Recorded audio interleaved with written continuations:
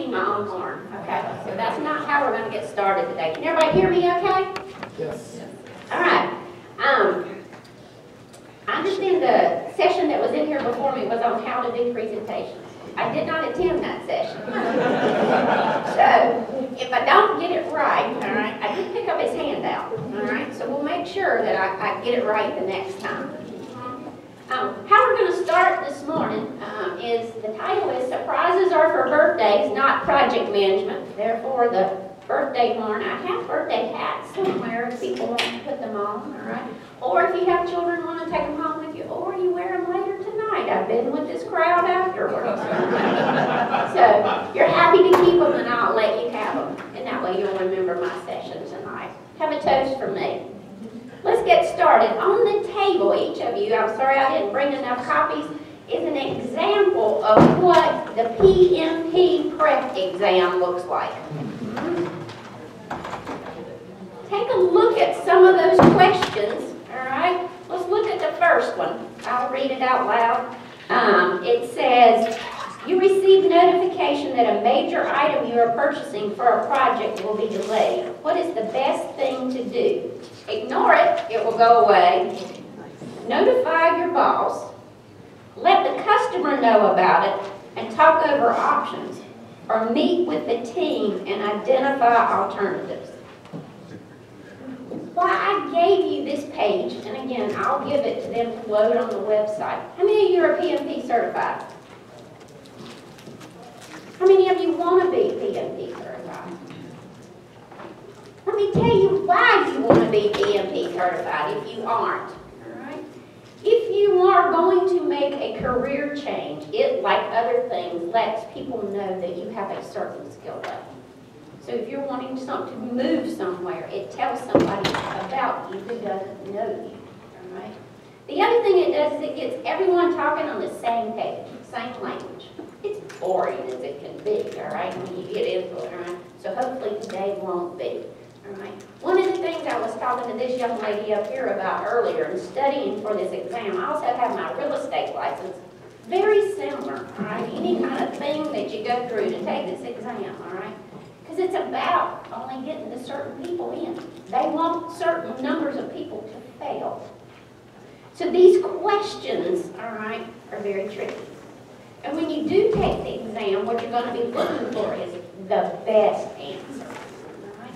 So if any of y'all are interested, that's not what today is going to be about. I could bore you like crazy around PMP exam, and here's the read a book and how to study for it. But when I was the director at the Enterprise Project Management Office at ITS, we started, I don't know if any of you have attended, training to take the exam. It's free. If you're interested, we can do the same type thing. I'm willing to volunteer with Sharon and them at the School of Government. And we do a longer period of time. We use volunteers to teach the classes. And we do a lot of work outside of the room. We tell you how to cheat, not cheat, how to know how to look for the right answers, how to create what we call a cheat sheet, all right? So that when you walk in that room for that exam, you write down everything that you know you're going to have. So if any of you are interested, you want to do that, I'm willing to help get one going for local government. So with that being said, we're going to move ahead this morning. We have some interesting technology here today. Let me see here real quick. There we go. What is project management? You've heard this all the time, right? Pick two. Oh, what happened to that slide? You can have good, you can have cheap, and you can have fast. But you can't have all three. All right? You can have good service that'll be cheap, but it won't be fast.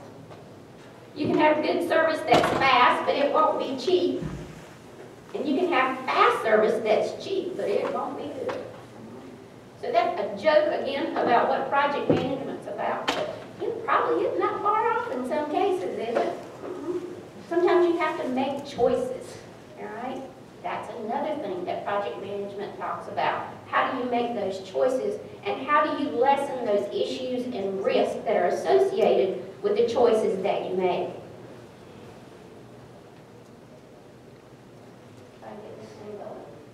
This is Sharon's definition of what project management really is about.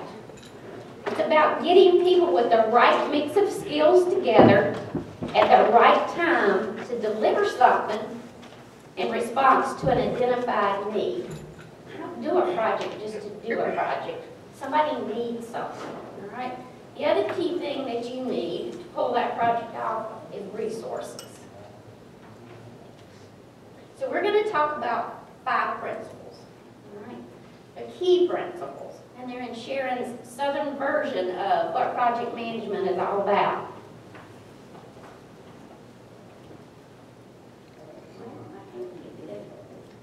First one is you need to manage you.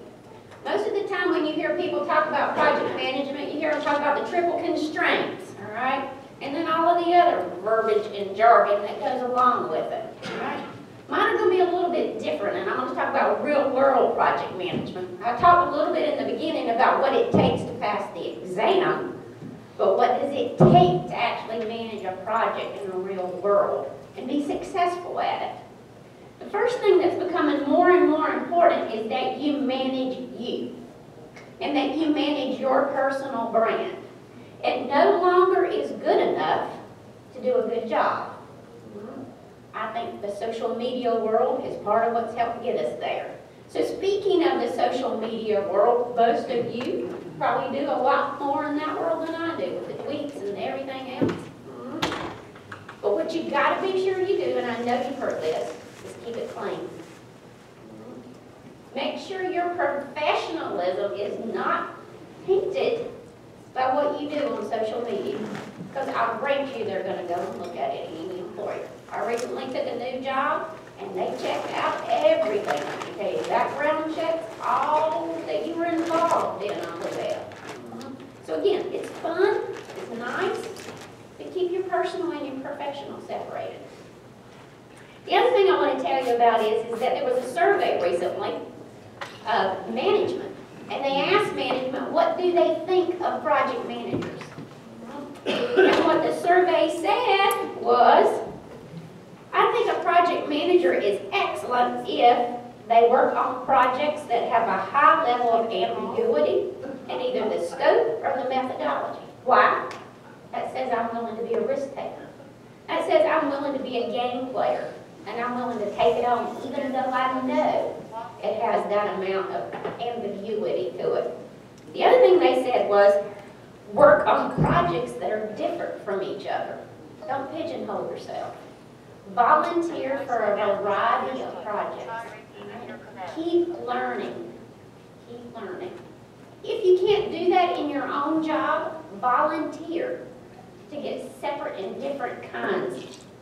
And then the third thing they said was, we like it when they have an excellent knowledge of cost, time, oh look at this one, procurement, and human resources.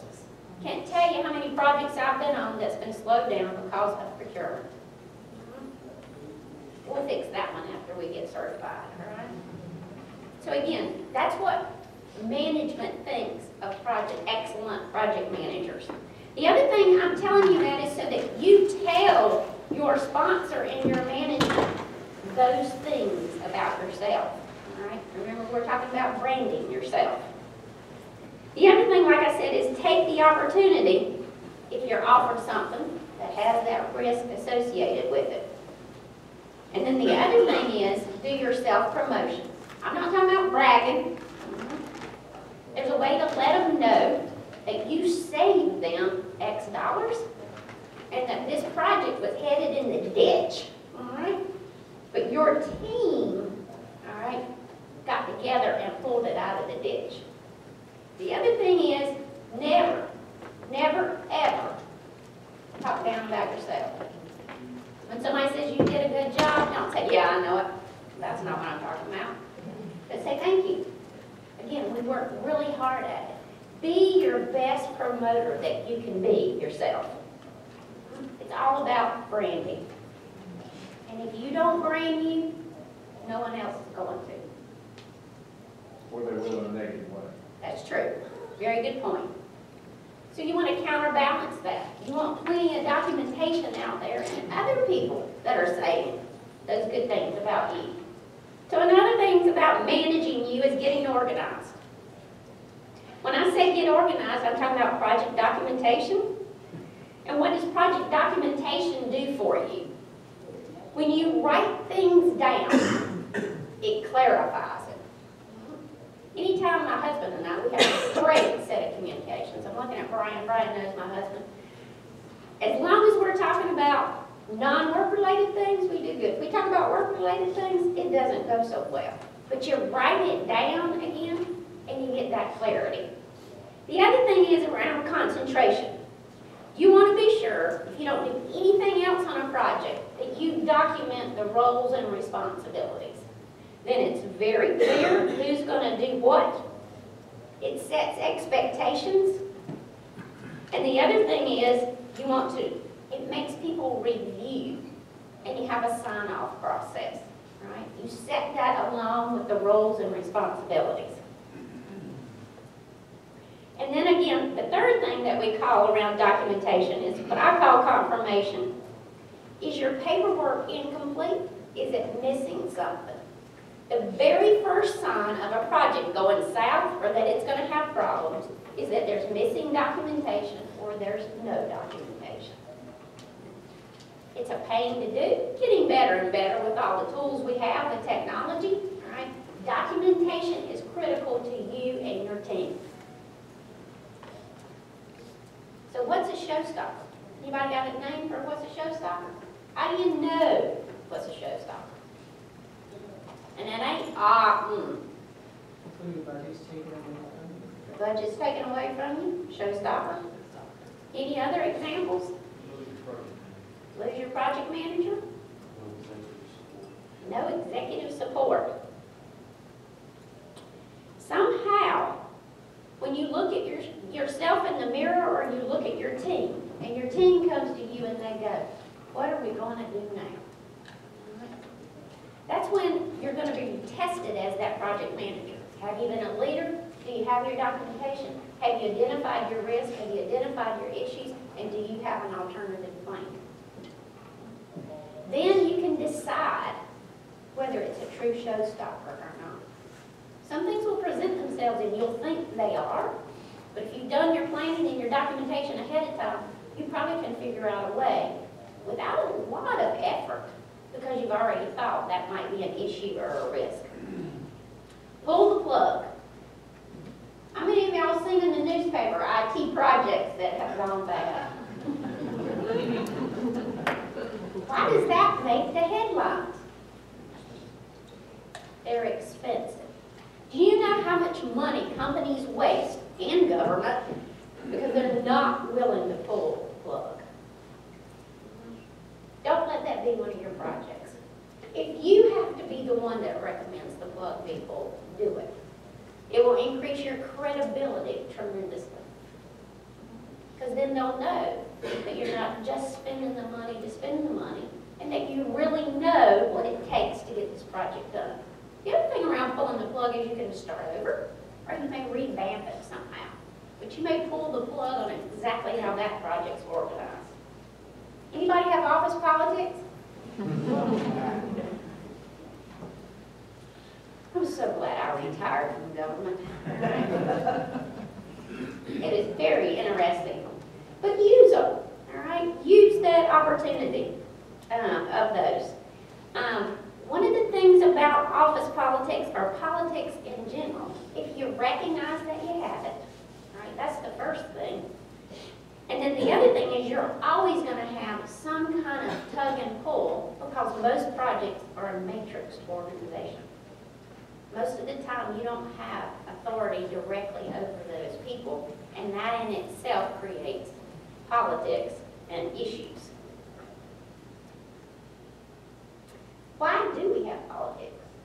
What really is politics? Just means I want to get my way, all right? So what is it they want? Find out what it is they want, see if you can give it to them. Now, you can't give everybody what they want, but at least if you know what it is, you've got a way to recognize it and manage it. Make meetings productive. Any of you ever been to a long, boring meeting? Any of you just have meetings to have meetings? Have you ever set a limit on that time you have your meeting? 30 minutes. In my new company, you cannot set a meeting for longer than 30 minutes. The calendar will not let you. Ooh, these young people are going to probably kill me, all right? But we're going to move, and we're going to move fast. When I say make meetings productive, what I'm talking about is you as the project manager, you should be the facilitator. And when I say be the facilitator, that means you are working to help this group have a discussion. You're moving them toward a goal, and your goal is to get the best out of everyone on that team and in that meeting. So that when you walk out of there, you have an outcome. Not the outcome is to have another meeting. People know what they need to do, and they're charged up and ready to go. And you can borrow my little horn if you need to. Okay. The other thing I got on here is find a mentor. How many of you have a mentor? Ever had a mentor? I strongly encourage you to find somebody. Doesn't matter in what area, all right? And they would be complimented if you said, would you be my mentor? All right? If you want to move from where you are to somewhere else, find someone to emulate. And copy them. That's the greatest compliment you can give somebody. And then ask them, would they be willing to meet with you 30 minutes? Once a month, once a quarter, whatever it takes. Someone that you want to be like. Find that mentor. All right, let's see what else we got here. Another little cartoon for you. This is a major project of utmost importance, but it has no budget, no guidelines, no support staff, and it's due in 15 minutes. At last, here's your chance to really impress everyone. Remember I talked about earlier, taking those risks? That's probably not one I'd take. You want to take a calculated risk, not one that you know that's absolutely going to fail. Principle number 2. How are we doing on time? All right. I know I'm standing between you and lunch. Managing teams. Like I mentioned earlier, you probably won't have line management authority. So how are you going to manage these folks? All right? You're going to instruct them. You're going to motivate them. You're going to coach. And you're doing all of that because you want them to be productive. When I talked about the mentor on the earlier slide, these are the kind of skills that if someone's been in the business a long time, they can help you understand how to do these, the coaching and the encouraging and the motivation. Again, matrix management is not easy. So what you're doing is you're managing your team. You manage your sponsor. I'll even go so far as to say you need to train your sponsor. All right? You want to train your sponsor to respond the way you need them to, so that you and they agree on how things are going to work. There was another survey done, I can't remember where I read this one, and it was of project sponsors. And they asked them, what do you see as your job as a project sponsor? And many folks don't even know what that role means. I don't know, I'm sponsored because somebody asked me or told me to be the sponsor. They are absolutely waiting for you to help them be successful. Because they also know that if you're successful, they'll look good. So remember what that project sponsor is all about. The other thing that I encourage you to do, people say, you are just as hokey as you can be, lady. But I can't work on something if I don't believe in it. All right? And if you believe in it, show that commitment to your team. All right? And keep reminding them of what the vision is for this project and what you're trying to accomplish. What are you trying to accomplish? Can you tell them what those measures of success are? I'm going to tell you a couple of examples later on of what kind of measures of success that you can look at. There'll be things that you can put on a slide to take to the legislature.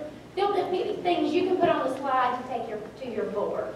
Words that they'll understand, but it's measurements that mean something. So be a leader. I sure don't know what happened to those slides, but something corrupted them. I'm going to have some entertaining pictures. Managing your teams. Again, we talked about team culture earlier. There's a quote that says, culture to an organization is what personality is to an individual. All of us have it. It's going to be on every project that you do. And it's going to influence how you manage your project. So being aware, does someone have a preference or a style? Like I said, at my organization, you can't have meetings that are longer than 30 minutes. What are those type things that are going on in the culture? And if you understand how to use them, then again, you can get the best from the people working in that organization. I mentioned earlier, train your sponsor. What you want to be sure you do with your sponsor is agree how you're going to keep them updated and who's going to sign off on what, at what dollar thresholds, all right? And then who controls the money. So often the sponsor controls the money. Lots of times they'll delegate it to you at certain levels. But make sure that's real clear between you and that sponsor, all right? How you're going to keep them updated, where those cutoffs are between where they sign off on and where you sign off on. That's the last thing you want to get sideways with, Mom. The other key role that a sponsor plays is they are your roadblock. All right?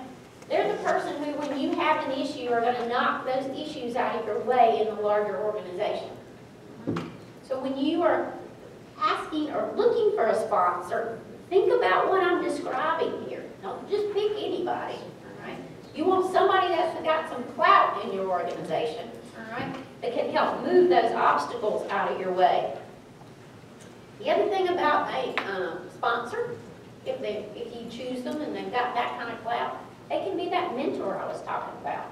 The other thing is, you as a project manager, you need a sounding board, all right? It's not your team members. You are the leader, but you need someone sometimes to vent to check things out with. That project sponsor, if you set them up the right way, can be that role for you. Again, I've been over matrix environment a gazillion times already, but one of the things I want to mention that you may do a little bit differently in a matrix environment is keep the manager of that person who's been loaned to you updated on what's going on. Why do you do that? Because you've taken their person, all right? You want to give them feedback on what they're doing, how they're doing it, and how much longer you're going to need them. That way they're not constantly pulling them in and out on you. So if you involve them up front, keep them informed all the way through, it makes it run a little bit smoother for those. Stakeholder analysis. Who are they?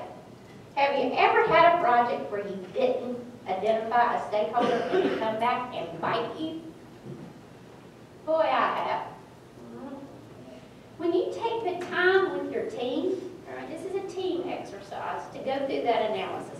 Think of anyone who can influence, all right, or who can derail you. So think of it both ways. The other thing that I'll mention real quick is,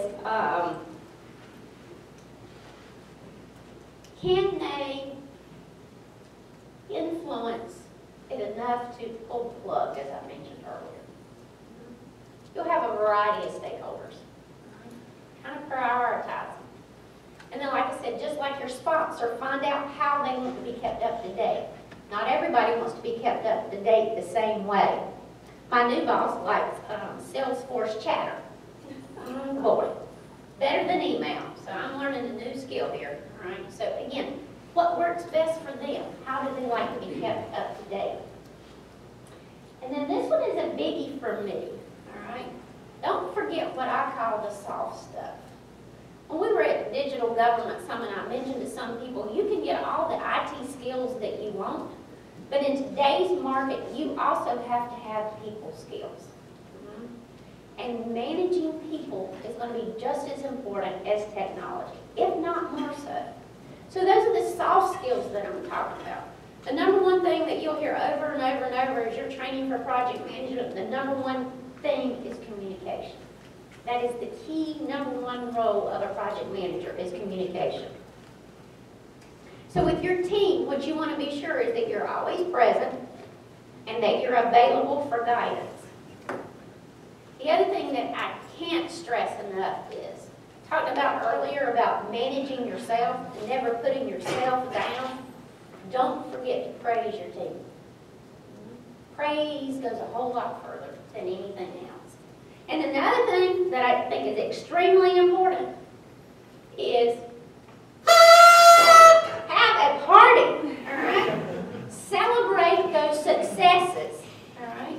That goes a long way for morale. In government, there wasn't a whole lot else we could do, but we could sure feed you, all right? The other thing that I'll say real quick is involve your team members. Get buy-in. Doesn't it make you feel good if someone asks you, what do you think? And how much more committed will they be if you involve them through the process all the way through and you get their buy-in in the beginning? Starting with the vision and what our measures of success are. So that when we get to the end, we can have that party and we've tracked and know our success measures. The last thing that's so important and people appreciate, if you can, is offer training to that team. Don't all of you love to get training? I do. I never want to stop learning. The other thing, like I said, is be that positive change agent. I can't stress that enough. I'm not talking about being Mary Poppins or whatever. Be positive. It will go so much further. And then the last thing, make stuff interesting. You don't have to have horns or party hats, okay? Whatever style works for you, that's okay, all right? But present things that are important to them. The other thing that you're going to need to do is you are in front of, like I said, the legislature, in front of your town council or whoever, people who are extremely busy. Learn to put together a one-pager. A one-pager that can tell your story so that you can get in and get out and they say, wow, that team knows what they're doing, their own task, and they are going to, and they didn't waste my time. The other thing that you want to do is make sure you proofread. That is so simple, isn't it? But aren't we all flying 1,000 miles an hour? And did you find any errors in my slides? I had an assistant do it. Spell check's great, all right, and all those other things. But again, have someone else read it for you. So again, make sure stuff is interesting. And like I said, I hear the guy before me was great, so I'm going to take his, go back and look up all of his interesting stuff too. Principle 2, managing teams. It doesn't matter how many resources you have, if you don't know how to use them, they will never be enough. That's why I keep going back to how do you get the most out of what you have. It's through motivation, it's through having buy-in, it's through having parties, it's through those soft skills that I just described. People will work their butts off for you, I promise you. Because I've had a lot of great employees in my years of service, all right? And I plan to have a lot of great others going forward. All right, let's move on. How are we doing? Principle number 3, managing scope. Can you read this one? Let's see. Once upon a time, a boss walked up to one of his employees. Would you please hold the rope for me, he asked. Wanting to please his boss, the employee said, sure, before he understood the full implications of the job.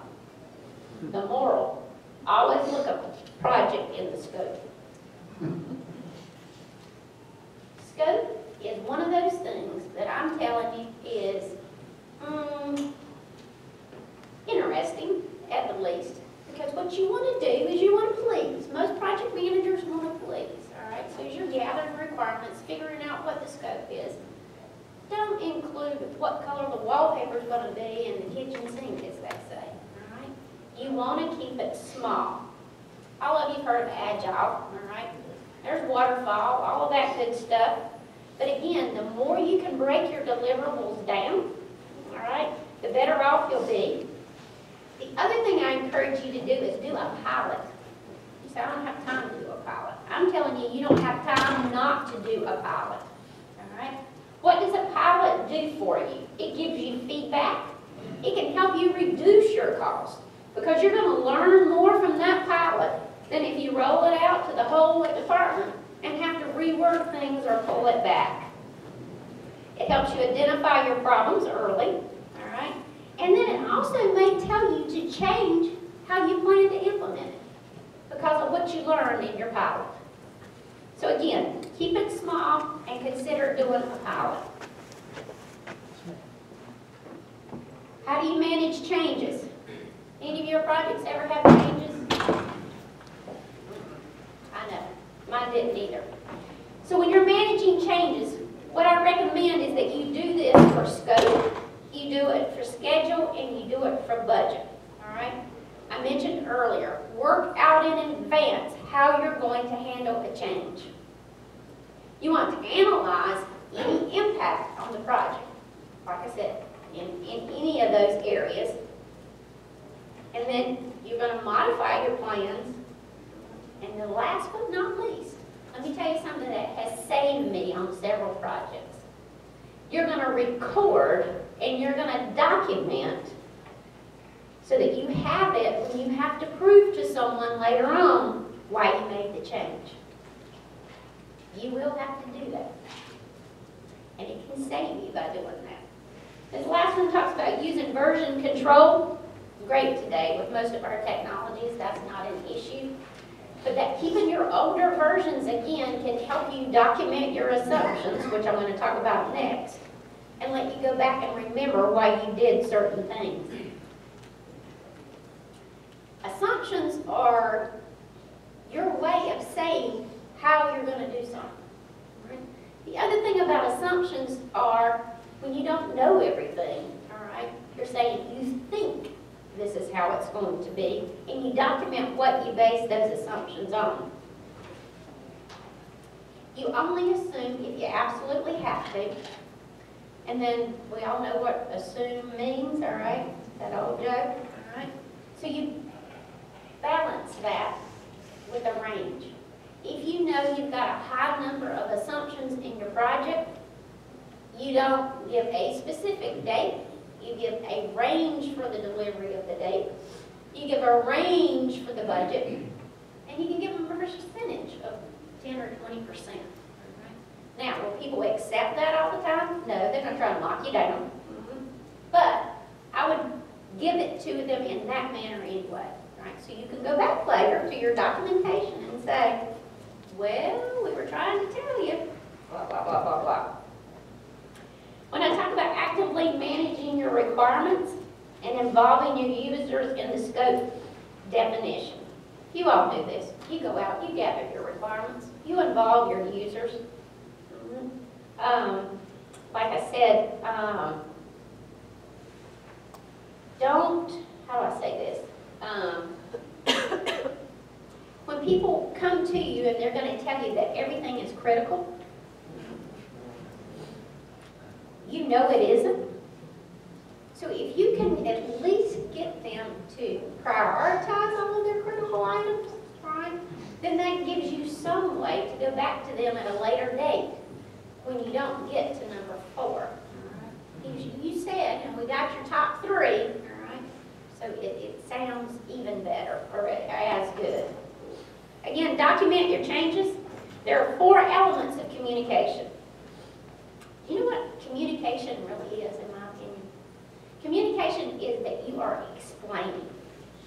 You are explaining something, explaining it, how it is, how it works, why you're doing it.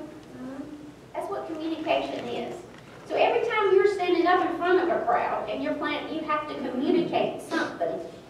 You want to be sure you know what your message is. My message to you today is project management is boring, all right? It's a lot of documentation, but it's a great career because you can do it in any industry. The other thing my message is to you is that you can have fun doing it, all right? I hope you're hearing that as we're going through it, right? And the number one thing is, it adds value. It does work. So that's my message. So that's element number one to communication. Number two, how will you present it? Will you do a PowerPoint? Death by PowerPoint?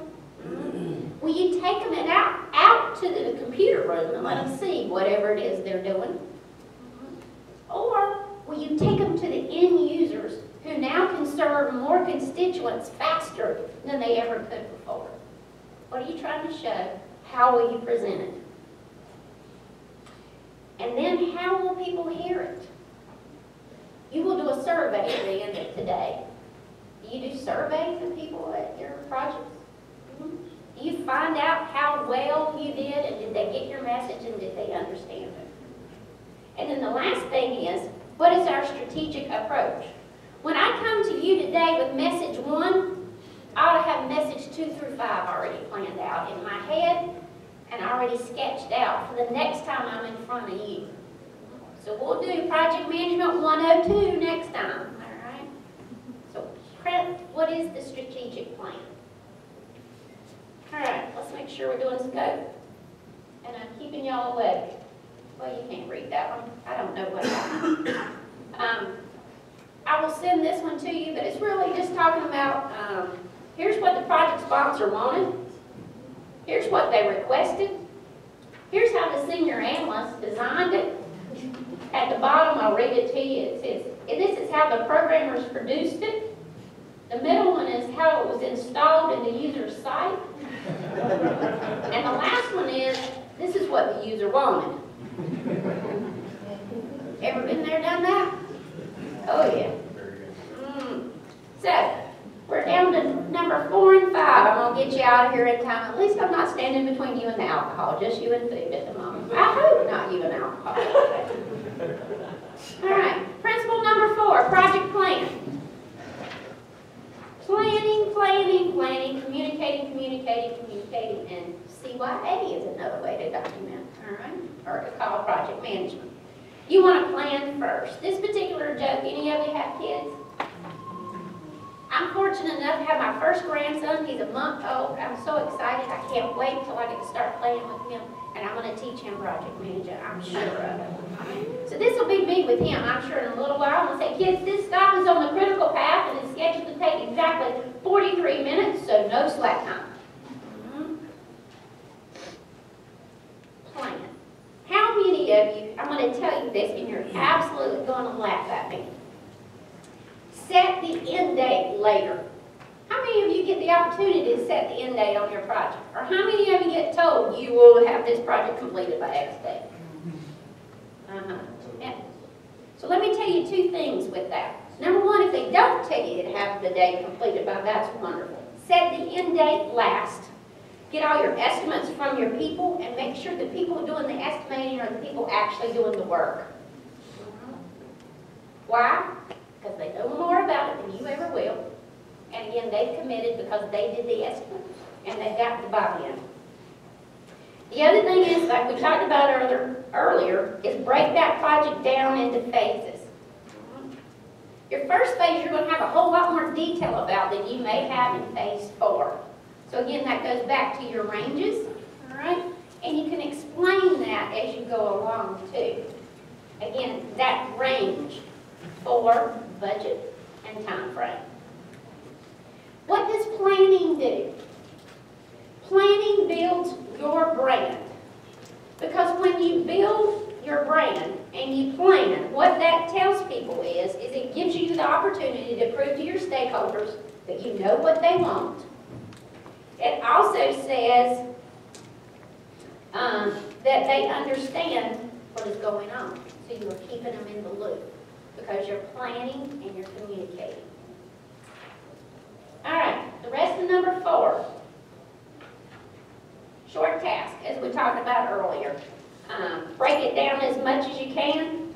Why is that important? Because guess what? They'll see success right away. That's why Agile's become so popular. All right? It also makes the team feel good. It makes your project sponsors feel good because you're actually starting to deliver something earlier. The critical path. Anybody know what the critical path is?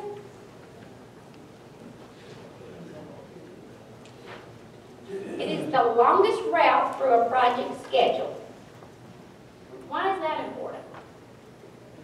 The reason that's important is that's going to help you set your end date, all right? The other thing, the reason that's important is that tells you what's not on the critical path, and those are areas that you've got flexibility in.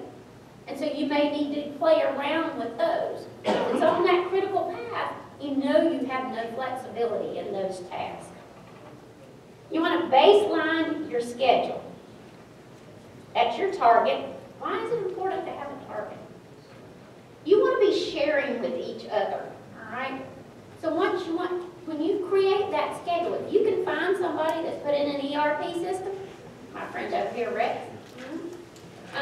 you want to go and see his project plan, his schedule, all of that. And you want to copy as much of it as you can and then tweak it to your situation. The other thing about baselining your schedule is it's what your sponsor will approve. All right? And that's where you start, and that's where all your documentation will take place afterwards.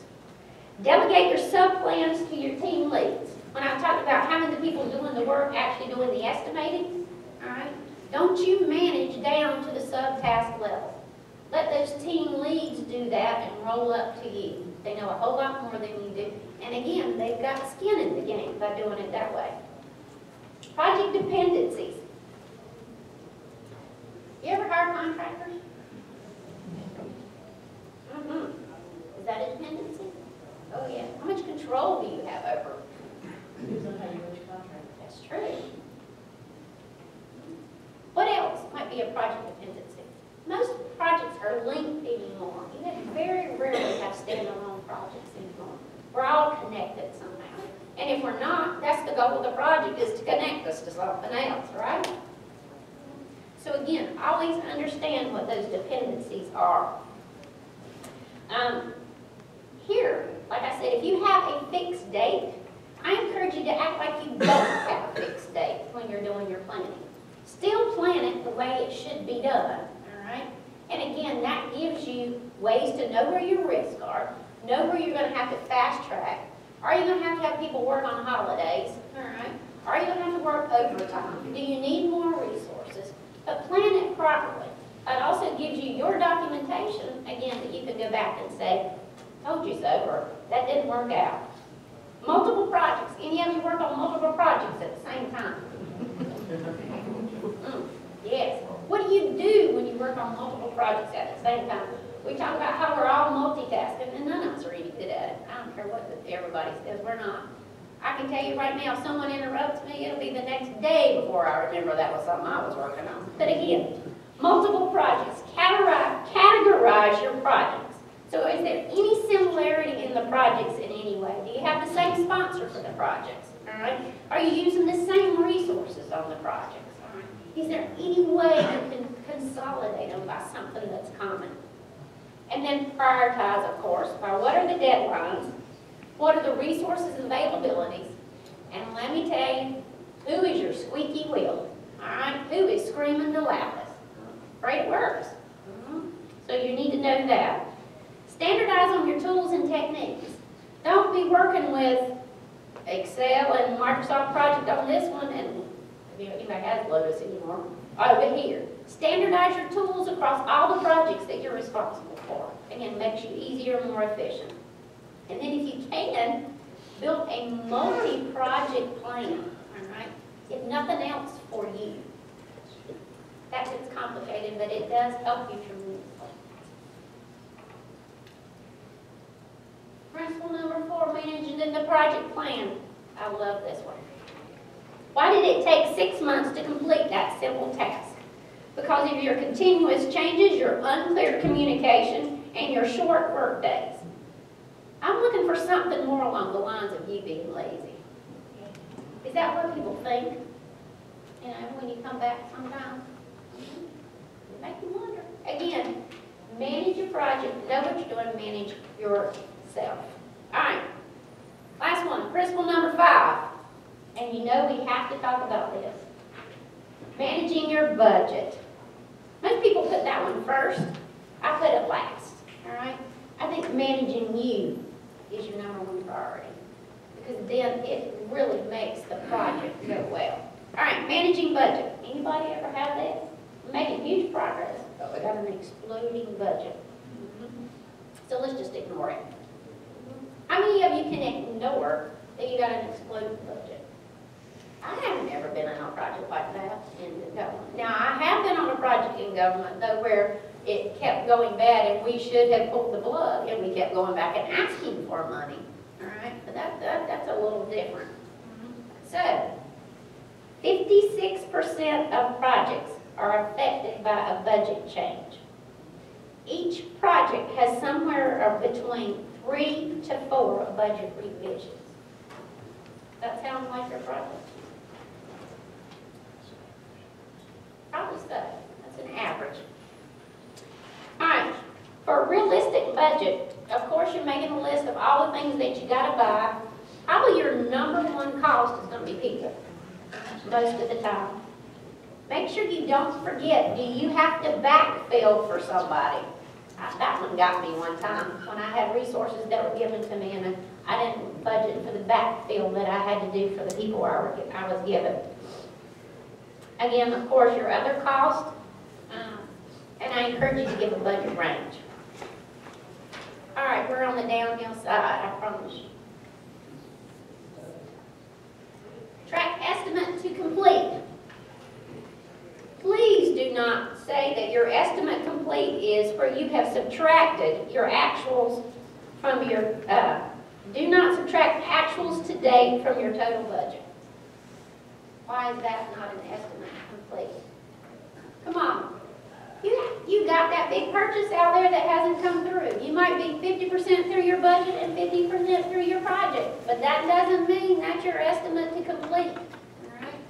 You also have invoices that haven't come through. All kinds of things. All right? So don't just subtract your actuals from your total budget. Budget tolerance. People know what the difference is between budget tolerance and contingency fund?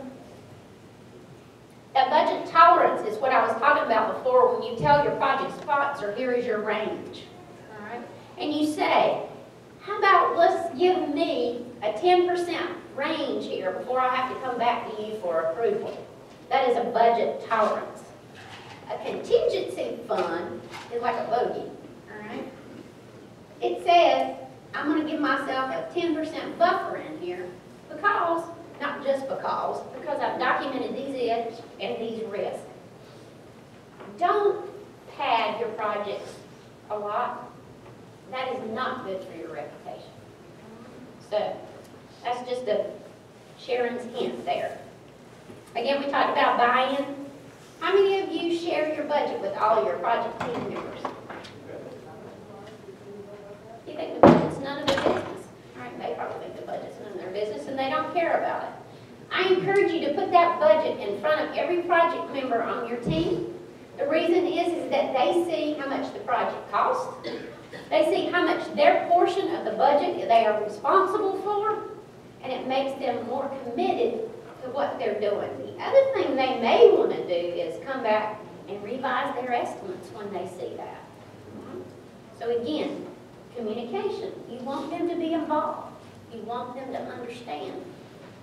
And that their part is extremely important, all right, and has a cost associated with it. Like we said, we talked about budget for contingency fund. Budget for change management too. So oftentimes we don't do enough in the change management area to get people prepared for the change that's coming because of the system that we're putting in. So budget plan in there for change management. And then last but not least, as I mentioned earlier, is understand the benefits. In the Enterprise Project Management Office, we're used to make you tell us what the benefits are, and we want to figure out some way to measure them. All right, well, let's talk about the different kind of benefits that you can have. Of course, there's a mandatory benefit. You're being required to do it because of a legal reason or a policy reason. Then there's a quality of service measurement. I'm giving you these. Take them. Use them. Right? You'll wow people when you tell them, all right, I am going to save the customers X. You know why you're doing employment projects, but put it in terms of a benefits. There may be internal benefits. In other words, we've improved the corporate decision making. Got to throw this in here because now they're using DocuSign, the new company that Sharon works for, and they're moving all their stuff to the workflow and they're electronically signing it. And they have produced a lot more efficiency in getting things signed off on. None of y'all are laughing. All right. The next thing is flexibility benefits. I love this one, and I did work from home. You don't have a lot of perks you can give people nowadays, all right, but working from home, you got to be able to manage people wherever they are, how they work. That's the way the world's going. So look for flexibility benefits. Risk benefits. A lot of you are in the IT world. What if you redesign your disaster recovery strategy? All right, that's a risk benefit. Another one is, again, of course, productivity benefits, as we talked about, collaboration services, different things like that. And then, of course, there are always the financial benefits. All right, last but not least, one joke, and I'm going to let you out of here after I took my horn. Okay. The math clearly shows that our project won't work even if we do everything right. It's embarrassing to cancel a project, we talked about it in the middle. Let's act dumb and hope someone in upper management cancels it for budget reasons. And he says, well, then should I stop buying stuff? And his boss goes, no, you should buy twice as much. With that, I will turn it over to you guys for questions.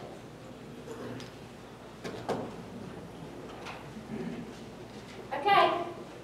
Eat a meal for me and have a drink for me tonight. Have a great day.